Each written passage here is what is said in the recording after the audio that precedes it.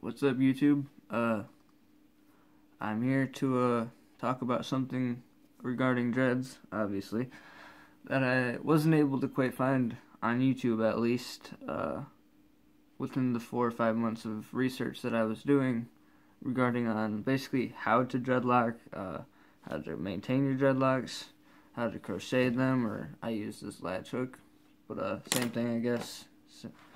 So, well, what I couldn't find was whether or not dreadlock extensions would affect the locking process of young dreadlocks, and by young dreadlocks, I mean dreadlocks that are under 4 months old. 4 months is what marks, basically, when your dreadlocks are matured. Your dreadlocks are maturing over the course of even up to 5 years. They're locking and shrinking, but at the same time your hair is growing, so you don't really notice that locking and shrinking except for maybe the first 4 months, because your hair doesn't grow because it's trying to fight the knotting. So your hair's mostly shrinking those first 4 months, mostly tightening, and then after that, maybe after the first year, it starts to really grow fast. And I've had mine for maybe 3 months, the sides and the back for maybe a month and a half. I don't really know, but I've done most of them myself, maintained them myself. My friend Aaron, shout out to you, Aaron, for doing my back. And yeah, I wanted to know whether or not this would affect my dreads. So I tried looking it up on Google, tried looking it up on YouTube. I couldn't find it anywhere online, nowhere.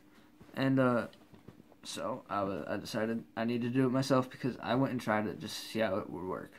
And so what I realized is, if you look like right here, and at this one with the bead on it, these ones are thicker than all my other ones, like these. These are skinny, super small. And comparing to the extension that was on this to the one that was on this is when I had the skinny extension on a skinny dread, it stopped the locking almost completely. Like, I would go to maintain it, I stopped maintaining it for maybe 2 weeks, went back to maintain it, and it was almost just completely straight hair, no knots whatsoever. But when I went to go maintain this one, which was where this was, then this one's knotted up completely. This one's almost rock hard. This one's great. I love this one. This one's one of my favorite.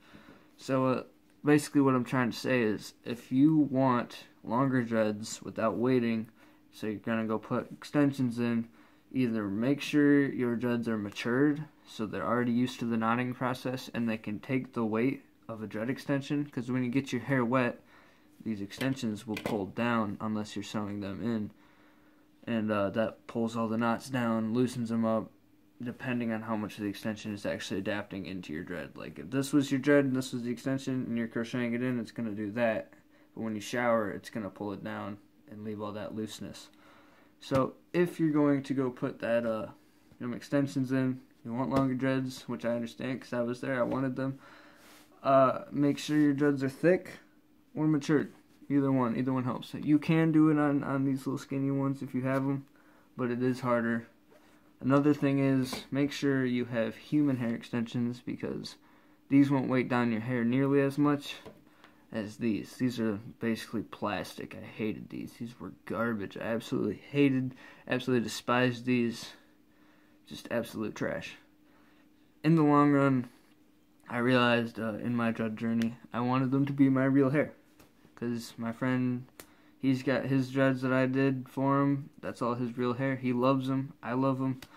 And I was looking at him one day. I was just like, man, I need mine to be my real hair. And these dread extensions were just kind of cheating. Now, I'm not judging you if you want dreadlock extensions, because I completely understand. And I really did like when I had them, because I could tie them up and I could make them look really cool. I didn't even need a ponytail to put them up, which was pretty awesome. I mean, I can't do that anymore. I can't even put these in a ponytail. They're so short. But in the long run, make sure those two things when you want your dread extensions, if you want your dread extensions after watching this video. Make sure they're thick, like these two at least, and make sure they're matured. One or the other.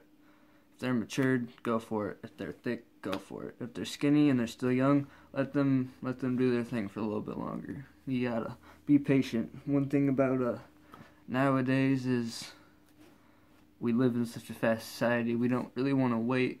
We don't really want to go through this floppy, stick up, fucking loose ass, all this loose hair. We don't want to go through all these phases. We just kind of want to skip through it. So we're sitting there and we're crocheting, we're going hard in our fucking hair, trying to make them look nice and matured, and you kind of really can't do that. That's just not how dreads work. And I know it sucks, because I wish I could race through this too. But you can't, and it's part of the journey. That's part of whether you decide or you don't decide to go through this journey with your dreads and your hair. Some of you it's a trend, some of you it's just a spiritual journey that you want to go through. To me, I think it's an individual thing. I like to be different, and nobody else really has this where I'm from, other than my friends, and my friends like to be different too. So yeah, thank you for watching. Let me know in the comment section if I should make more videos regarding my dreads, my dread journey. I'm still pretty early in the journey, so if I want to watch them grow, I might make more videos. So let me know. Thank you.